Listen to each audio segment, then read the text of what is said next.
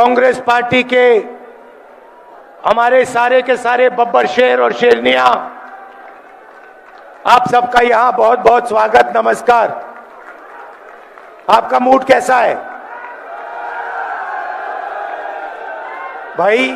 ये पंजाब है, थोड़ा जोरों से मूड कैसा आपका?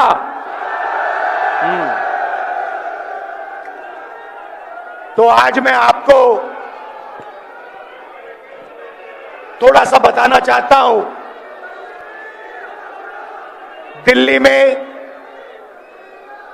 देश में क्या हो रहा है। पिछले कुछ दिनों में प्रधानमंत्री ने क्या किया और इसका नतीजा क्या होने वाला है, वो मैं आपको बताने आया हूं। सबसे पहले, पंजाब जानता है कि देश की नींव जो होती है, देश की नींव किसान और मजदूर होता है। इस बात से आप सहमत हैं? सही है? मतलब फूड सिक्योरिटी के बिना, किसान के बिना, मजदूर के बिना देश नहीं बनाया जा सकता है, देश मजबूत नहीं हो सकता है। आप जानते हो, क्योंकि हिंदुस्तान की फूड सिक्योरिटी में आपकी सबसे बड़ी मेहनत रही है। अगर हरी क्रांति हुई तो पंजाब के किसानों और मजदूरों की मेहनत से हुई थी। सही?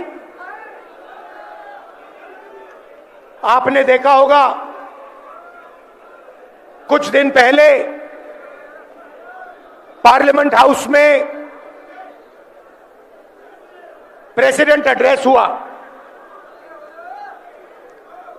राष्ट्रपति भाषण देती हैं और फिर जो लीडर ऑपोजिशन होता है उसका काम उस भाषण का जवाब देने का होता है। मैं लीडर ऑफ ऑपोजिशन हूं लोकसभा में,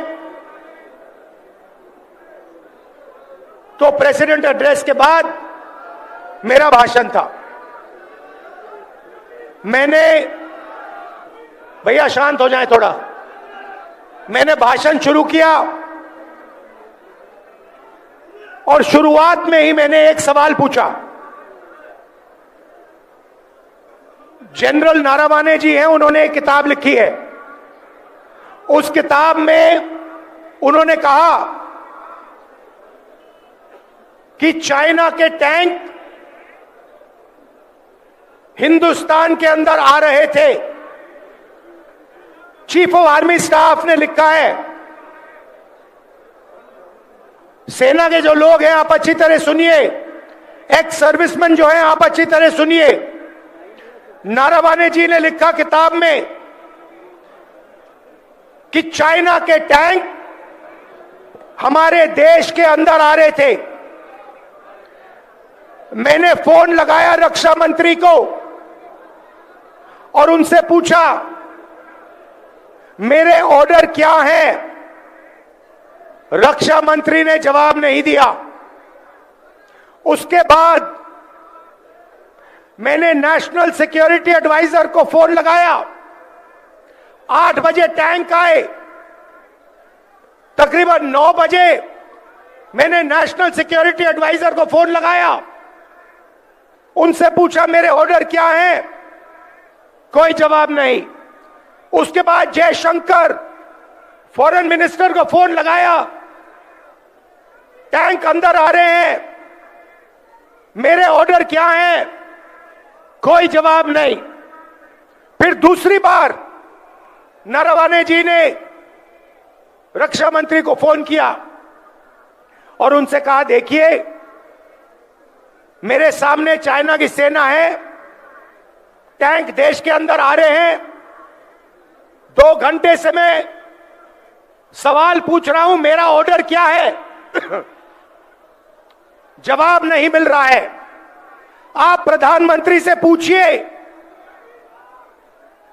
वो मेरा फोन उठा नहीं रहे हैं। उनसे पूछिए मुझे क्या करना है। रक्षा मंत्री ने फिर प्रधानमंत्री को फोन किया और रक्षा मंत्री ने प्रधानमंत्री से पूछा होगा कि नरवणे जी का फोन है, चाइना की सेना अंदर आ रही है, वो ऑर्डर चाहते हैं। भाई और बहनों, चाइना की सेना पर फायर करने का ऑर्डर सिर्फ हिंदुस्तान का प्रधानमंत्री दे सकता है, ना आर्मी चीफ ले सकता है, ना रक्षा मंत्री ले सकता है। तो नरवणे जी ने प्रधानमंत्री से पूछा कि भैया हमें ऑर्डर दीजिए, क्या मैं फायर कर सकता हूं, क्या मैं इनको रोक सकता हूं। 2 घंटे कुछ नहीं जवाब मिला। उसके बाद प्रधानमंत्री ने नरवणे जी से बात नहीं की। प्रधानमंत्री ने रक्षा मंत्री को कहा, ऑर्डर नहीं दिया, यह नहीं कहा कि क्या करना है। नरवणे जी को मैसेज मिलता है, जो आप उचित समझो वो करो। मतलब प्रधानमंत्री ने अपनी जिम्मेदारी पूरी नहीं की, नरवणे जी को छोड़ दिया। नरवणे जी अपने किताब में लिखते हैं कि मुझे लगा कि मैं अकेला खड़ा हूं, मुझे ना प्रधानमंत्री ने ऑर्डर दिया, ना रक्षा मंत्री ने ऑर्डर दिया, तो ये मैं भाषण दे रहा था, मेरा भाषण रोक दिया। 1 घंटा, 2 घंटे, 3 घंटे, 4 घंटे रोकते गए, डरे हुए थे। मगर डरे वो किसी और चीज से थे। डरे नरवणे जी वाले भाषण से नहीं थे, डरे वो एप्स्टीन और अदानी वाले भाषण से थे। भाई और बहनों, आपको एक बात समझनी है, 4 महीने के लिए यूएस और इंडिया की जो डील थी वो रुकी पड़ी हुई थी, वो आगे नहीं बढ़ रही थी। एक्सपर्ट से मैंने पूछा, महीनों से मैं पूछ रहा था कि ये डील फंसी क्यों है। जवाब मिलता था, ये डील इसलिए फंसी है क्योंकि अमेरिका हिंदुस्तान के एग्रीकल्चरल सेक्टर को खोलना चाहता है और हमारी सरकार एग्रीकल्चर सेक्टर को नहीं खोलना चाहती है। यह जवाब मिलता था। 4 महीने भाई और बहनों कुछ नहीं हुआ। जैसे ही मैंने भाषण शुरू किया, भाषण रोका, उसी शाम मेरा भाषण चल रहा था, रोक रहे थे मुझे, और हिंदुस्तान के प्रधानमंत्री का फोन जाता है। किसको जाता है? डोनाल्ड ट्रंप को जाता है। यह मैंने नहीं कहा, यह डोनाल्ड ट्रंप ने ट्वीट किया है कि हिंदुस्तान के प्रधानमंत्री ने मुझे कुछ मिनट पहले फोन किया है। तकरीबन 6 बजे शाम को प्रधानमंत्री जी डोनाल्ड ट्रंप को फोन करते हैं। ना कैबिनेट से पूछा, ना कृषि मंत्री से पूछा, ना राजनाथ सिंह से पूछा, ना जयशंकर से पूछा, सीधा डोनाल्ड ट्रंप को कह दिया कि मैं डील करने को तैयार हूं। भाई और बहनों, डील में हिंदुस्तान ने अमेरिका को क्या दिया, मैं आपको बताना चाहता हूं। सबसे पहले सोयाबीन, दाल, कपास, फल, बादाम, अखरोट, ये सारा का सारा अमेरिका को दे दिया है। हमारे किसान मैकेनाइज नहीं है, छोटे खेत है उनके पास। किसी का 5 एकड़ का खेत है, किसी का 2 एकड़ का खेत है। अमेरिका के खेत 500, 1000, 2000, 5000 एकड़ के होते हैं। उसमें पूरा मैकेनाइजेशन है।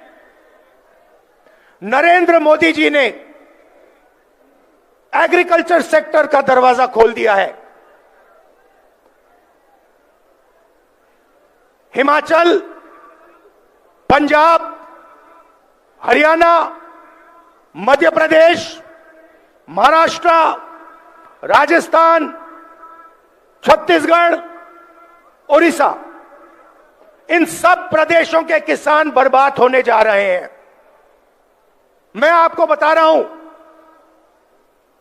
नरेंद्र मोदी जी ने दरवाजा खोल दिया है। अमेरिका का माल अंदर आएगा और हमारा किसान बर्बाद हो जाएगा। यह काम नरेंद्र मोदी करना नहीं चाहता था, मैं जानता हूं, क्योंकि 4 महीने से वो इस काम को रोकने की कोशिश कर रहा था। हमारे कनेक्शन है सरकार में, ब्यूरोक्रेट्स को हम जानते हैं। हम पूछते थे कि भैया बाकी सब ठीक है, कृषि का सेक्टर तो नहीं खोल रहे हो? वो कहते थे नहीं खोल रहे। हिंदुस्तान का कोई प्रधानमंत्री, चाहे वो कांग्रेस पार्टी का हो, चाहे वो बीजेपी का हो, किसी और पार्टी का हो, एग्रीकल्चर सेक्टर को नहीं खोल सकता है। कोई भी प्रधानमंत्री नहीं खोल सकता है। तो सवाल उठता है कि नरेंद्र मोदी ने जो काम 4 महीने के लिए नहीं किया, उस काम को उसने 15 मिनट में क्यों कर दिया? यह सवाल है। यूएस डील में सिर्फ कृषि का दरवाजा नहीं खोला। मैं आपको थोड़ा इंटरनेशनल मामलों की बात करना चाहता हूं। देखिए, आपने देखा यूक्रेन में युद्ध हो रहा है, देखा। आप देख रहे हो कि गाजा में युद्ध हो रहा है, दिख रहा है आपको? युद्ध किसके बीच में है? लड़ाई किसके बीच में हो रही है? बताइए, आप बताइए। चाइना और अमेरिका के बीच में लड़ाई हो रही है। यूक्रेन में एक तरफ चाइना, रूस, दूसरी तरफ अमेरिका, यूरोप। गाजा में, ईरान में एक तरफ चाइना, ईरान, रूस, दूसरी तरफ अमेरिका। भाइयों और बहनों, आपको एक बात समझनी है। अगर अमेरिका को चाइना से लड़ना है तो उसे हिंदुस्तान की डेटा की जरूरत है। बिना हिंदुस्तान के डेटा के अमेरिका चाइना से नहीं लड़ सकता। क्यों? क्योंकि चाइना के पास दुनिया का सबसे बड़ा डेटा पड़ा हुआ है। सबसे ज्यादा डेटा चाइना के पास है। दूसरे नंबर पे कौन है भाई और बहनों? इंडिया। और शायद पहले नंबर पे हम हैं। हमारे पास करोड़ों लोग हैं। ये एआई की बात होती है, बिना डेटा एआई का कोई मतलब ही नहीं है। एआई का मतलब डेटा। डेटा किसके पास है? हिंदुस्तान के पास है। पिछली सदी तेल की थी। सऊदी अरेबिया के पास तेल, अमेरिका के पास तेल, रूस के पास तेल, ईरान के पास तेल। 21वीं सदी डेटा की सदी है, डेटा की सेंचुरी है। डेटा किसके पास? आपके पास, आपके हाथों में है। जब आप फोन चलाते हो, व्हाट्सएप, ट्विटर, मैसेज भेजते हो, ये सारा का सारा डेटा आपका है, हमारा है, देश का है। ये देश की पूंजी है। ये 21वीं सदी में देश का फाउंडेशन है और अमेरिका को इस डेटा की जरूरत है। भाई और बहनों, यूएस इंडिया डील में पीछे छोटी सी लाइनों में लिखा है कि हिंदुस्तान का पूरा डेटा नरेंद्र मोदी ने अमेरिका के हवाले कर दिया है। आप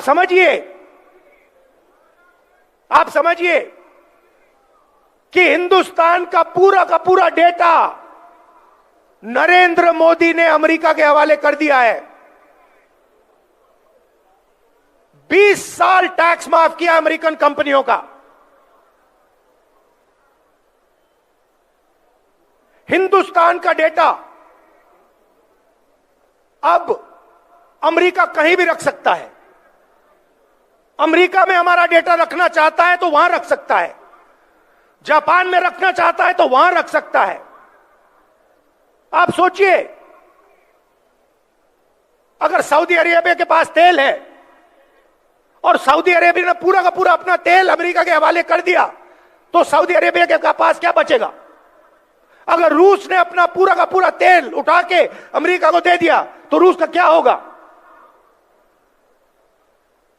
तो पहली बात, कृषि सेक्टर का दरवाजा खोला, किसानों को खत्म किया।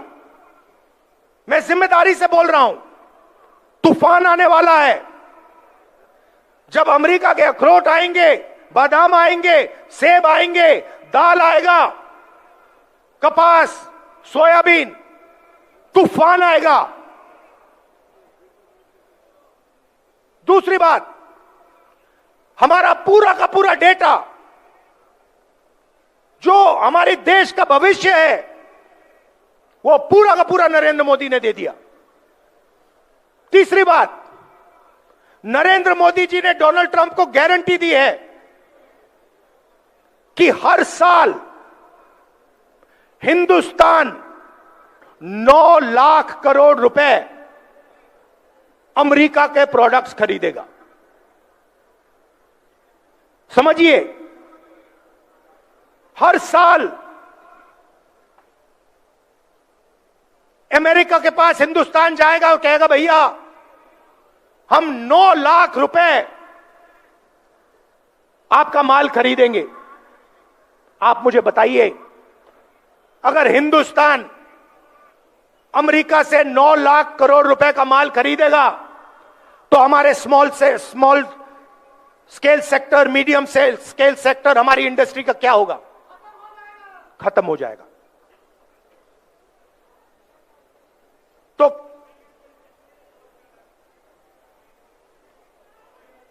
तो तीसरी बात, हमारी स्मॉल और मीडियम इंडस्ट्री जो पंजाब की नींव थी, देश का फाउंडेशन है, उसे उड़ा दिया। और चौथी बात, इससे आप और भी हैरान हो जाओगे कि नरेंद्र मोदी जी ने अमेरिका को कहा है कि जिससे आप तेल खरीदवाना चाहोगे उसी से हम तेल खरीदेंगे। ना हम रूस से तेल खरीदेंगे, ना हम ईरान से तेल खरीदेंगे।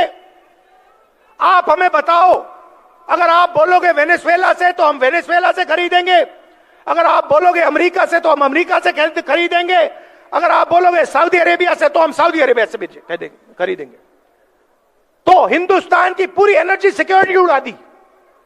भाइयों और बहनों, बात समझिए, हिंदुस्तान का कोई भी प्रधानमंत्री ये काम नहीं कर सकता है। मैं आपको लिख के कह रहा हूं, नरेंद्र मोदी भी ये काम नहीं कर सकता था। तो सवाल उठता है कि उस दिन क्या हुआ, क्या दबाव था कि हिंदुस्तान के प्रधानमंत्री ने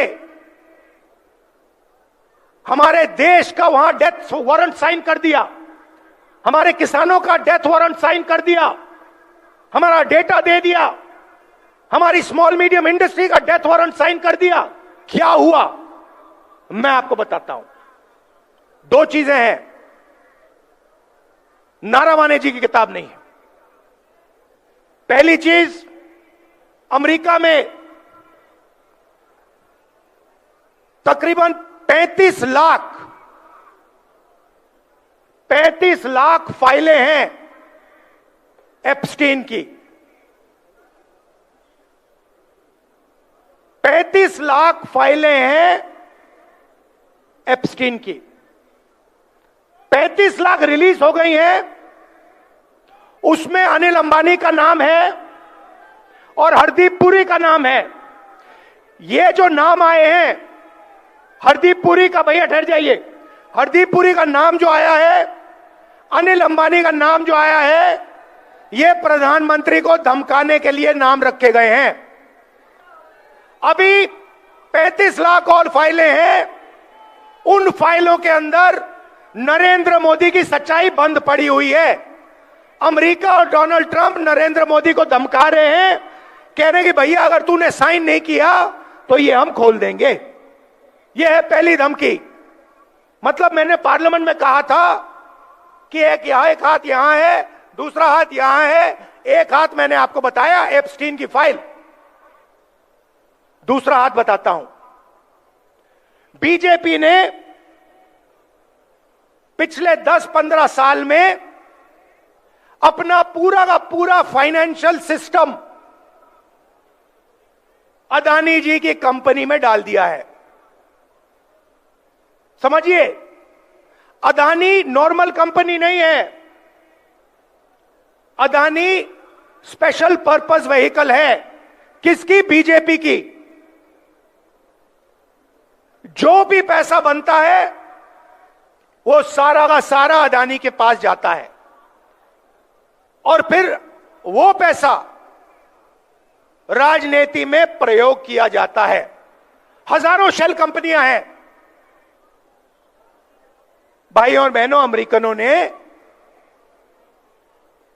अदानी जी पर क्रिमिनल केस लगा दिया है। पहला हाथ एप्स्टीन, दूसरा हाथ अदानी पर क्रिमिनल केस, और बीच में नरेंद्र मोदी का गला। पहला हाथ एप्स्टीन, दूसरा हाथ अदानी का केस, और बीच में नरेंद्र मोदी का गला। आप उनका चेहरा देखिए, उनकी आंखें देखिए। डोनाल्ड ट्रंप खुल के जो भी कहना चाहता है कह देता है। हिंदुस्तान के 7 जहाज गिरे, 5 जहाज गिरे, 11 जहाज गिरे, मैंने युद्ध रुकवा दिया।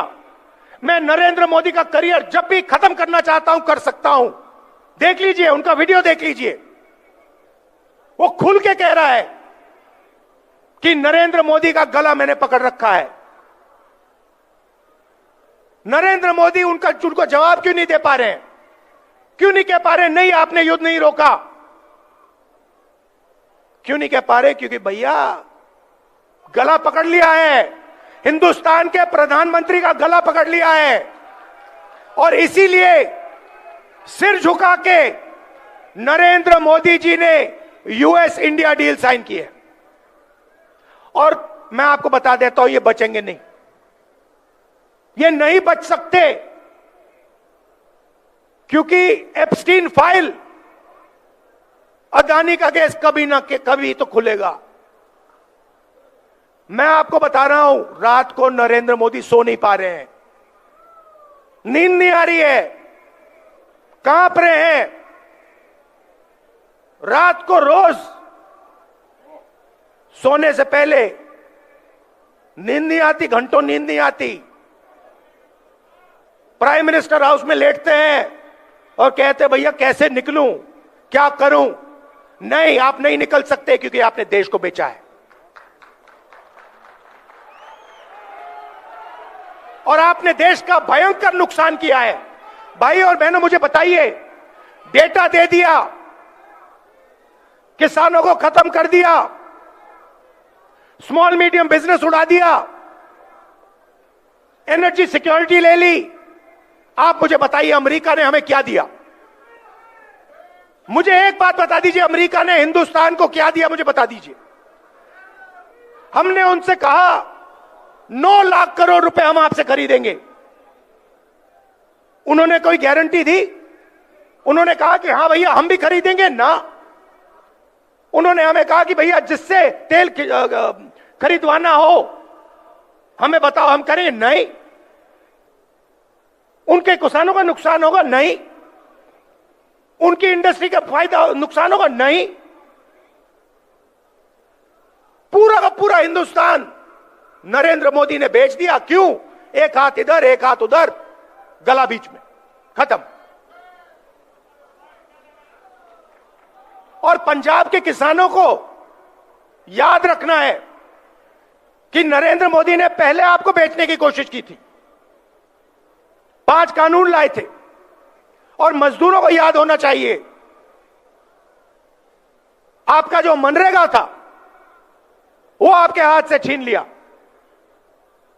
मैं आपसे यहां यह कहने आया हूं कि कांग्रेस पार्टी हिंदुस्तान के किसानों के साथ, मजदूरों के साथ, छोटे व्यापारियों के साथ खड़ी है।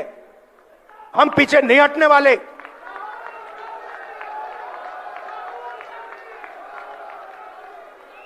और आप देखना, आप देखना, अब मैंने जो बोला, अब आप देखना, नरेंद्र मोदी की जब भाषण देता है, उनकी आंखों में देखो, उनकी आंखों में देखो और अपने आप से पूछो, क्या ये व्यक्ति हमें सच बोल रहा है या झूठ बोल रहा है?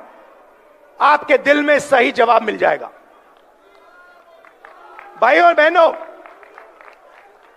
पंजाब हमारी स्ट्रेंथ है।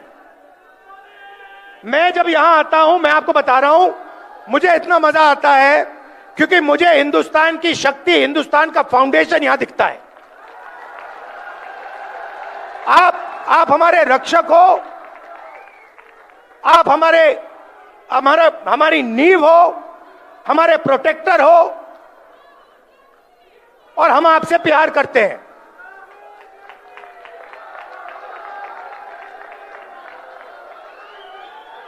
ये मत भूलिए। बाकी सब ठीक है, राजनीति ठीक है, बाकी सब ठीक है, मगर ये मत भूलिए, मैं पंजाब की जनता से प्यार करता हूं, मोहब्बत करता हूं।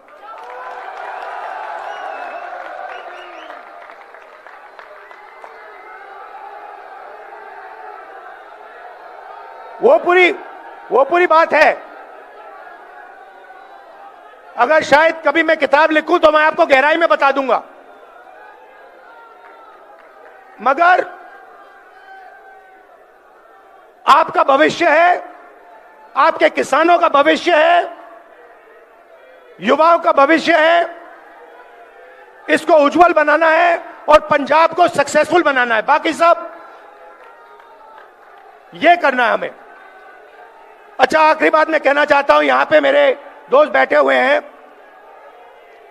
देखिए, कांग्रेस पार्टी को भी मैं मैसेज देना चाहता हूं, काम टीम वर्क से होता है, काम टीम वर्क से होता है। एक प्लेयर गेम नहीं जीत सकता है। हमारे पास पूरी टीम बैठी है और मैं आपको मैसेज देना चाहता हूं सबको, खारगे जी के साइड से, मेरे साइड से, भैया टीम प्लेयर बनो, नहीं तो हम तुम्हें रिजर्व में बैठा देंगे। चाहे आप कितने भी बड़े हो, मैं बता रहा हूं, चाहे आप कितने भी बड़े हो, पार्टी से बड़ा कोई नहीं है। आप टीम प्लेयर बनो,